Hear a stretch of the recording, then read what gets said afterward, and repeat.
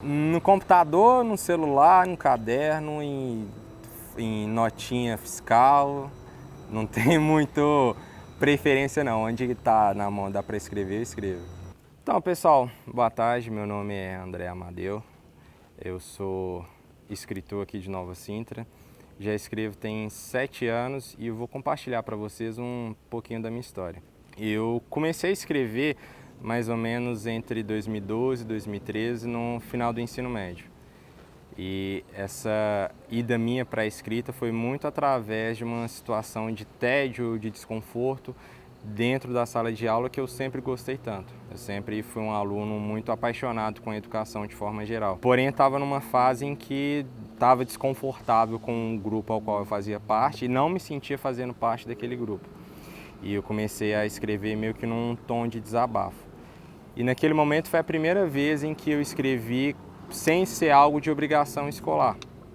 E em cerca de 30 minutos após isso, eu senti uma sensação maravilhosa, como se eu tivesse nascido para aquilo. E após essa experiência maravilhosa, eu comecei a dizer para mim mesmo que eu escrevi um livro.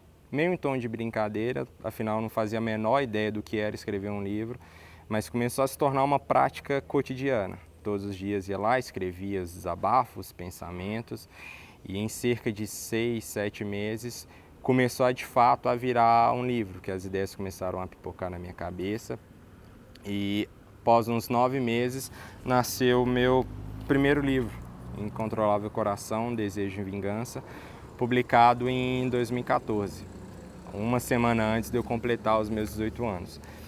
E após essa primeira experiência, eu acreditava que eu escrevia para lidar com as coisas que eu sentia, mas com o tempo percebi que já não era mais algo só para mim. Eu comecei a perceber que as pessoas que iam lendo, me dando um feedback, me mostravam que aquilo eu conseguia impactar as pessoas de alguma forma. Então parou de ser algo um pouco egocêntrico, de ser só para lidar com o que eu estava sentindo e começou a desenvolver um pouquinho mais a minha empatia. Percebi que eu conseguia chegar nas pessoas através da minha arte. E após toda essa euforia do primeiro livro publicado, começou a vir uma responsabilidade. E agora eu vou escrever o quê? Belo de um dia eu sentado para escrever alguns contos, e aí estava passando o MGTV, estava passando uma matéria sobre um caso de abuso que aconteceu lá em Uberlândia, de um padrasto que abusou da enteada de 2 anos, e aquilo me deu uma imensa revolta de chegar ao ponto de eu jogar o caderno que eu estava escrevendo na parede de raiva. E aí parei de escrever, fui tomar um banho, fui jantar e aquela reportagem ficou martelando na minha cabeça. Porém eu me senti indigno daquela revolta porque eu não fazia nada com aquilo. Falar, se eu estou tão revoltado, o que eu faço com essa revolta? E foi onde começou a nascer uma vontade de escrever sobre essa temática. Porém, se escrever sobre algo tão delicado, sem ter vivenciado isso, você corre muito o risco de acabar sendo leviano. Então eu comecei atrás, comecei a fazer uma pesquisa de campo, conversei com moradores de rua, com garotas de programa, comentei com alguns conhecidos e conhecidas que eu ia escrever sobre essa temática, me relataram várias e várias histórias, fui na delegacia das mulheres.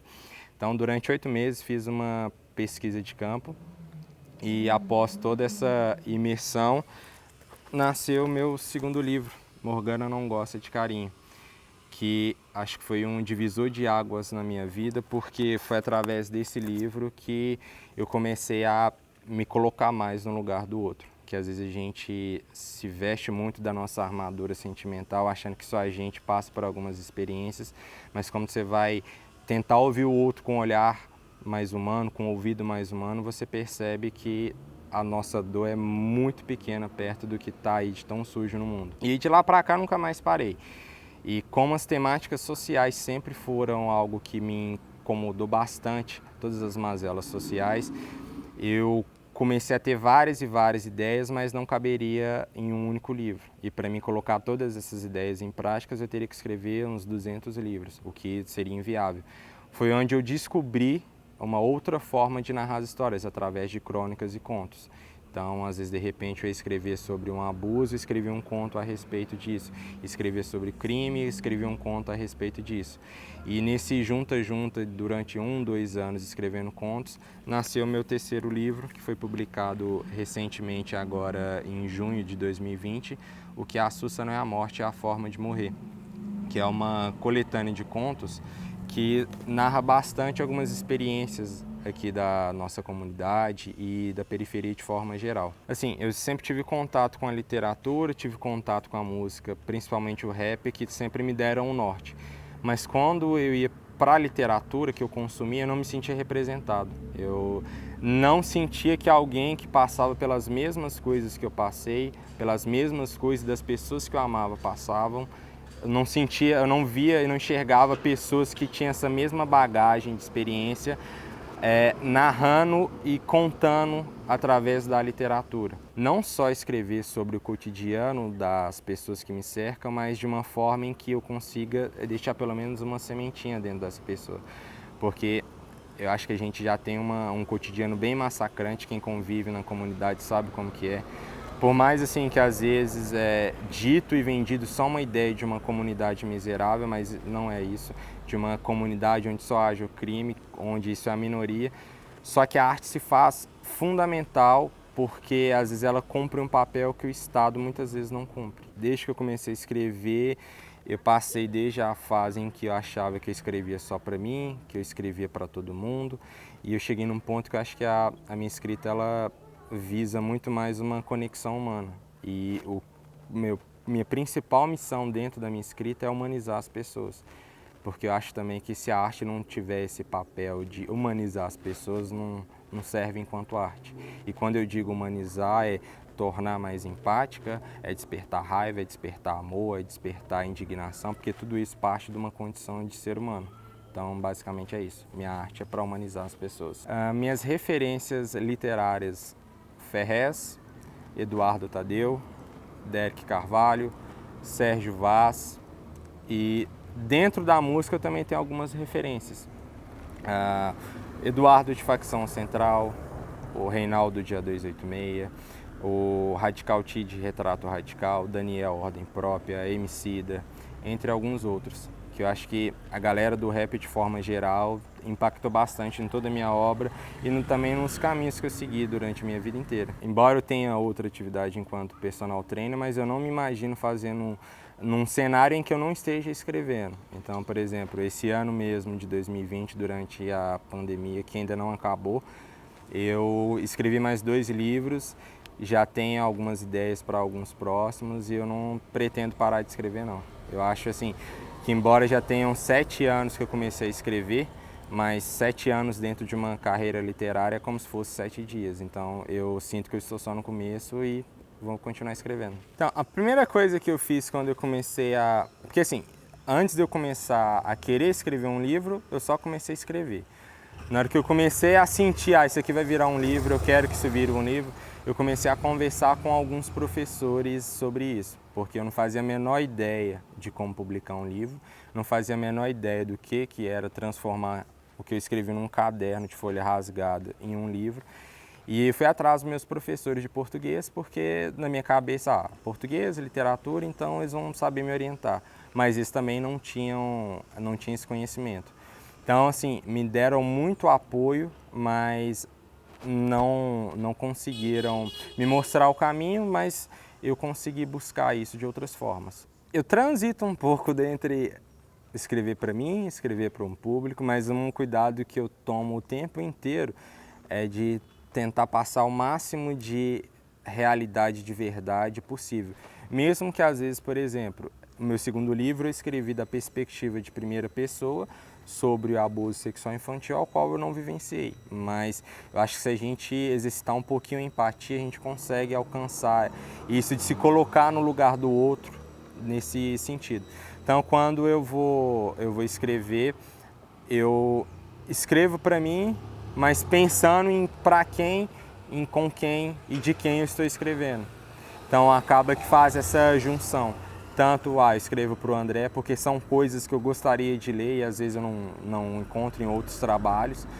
E por outro lado, também eu sinto que tem algumas pessoas que precisam de ler coisas de alguém que, pô, eu te entendo. Eu sei de onde que você tá, eu sei do que você vive e eu estou escrevendo, relatando a sua história. Eu acho que é bem nesse sentido. Esse livro de contos, eu escrevi ele inteiro enquanto eu trabalhava de telemarketing. Enquanto eu atendia alguns clientes, eu ficava com um caderninho lá, conversando e escrevendo.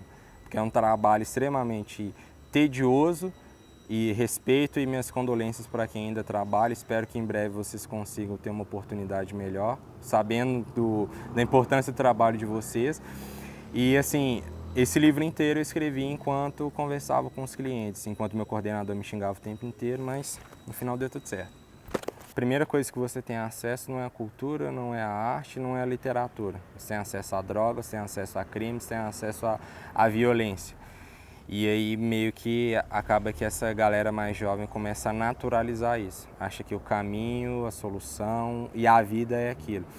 Então, levar a literatura para esse público, eu acho que uma forma de fazer isso é falar de um contexto social e de um linguajar em que esse público também esteja familiarizado.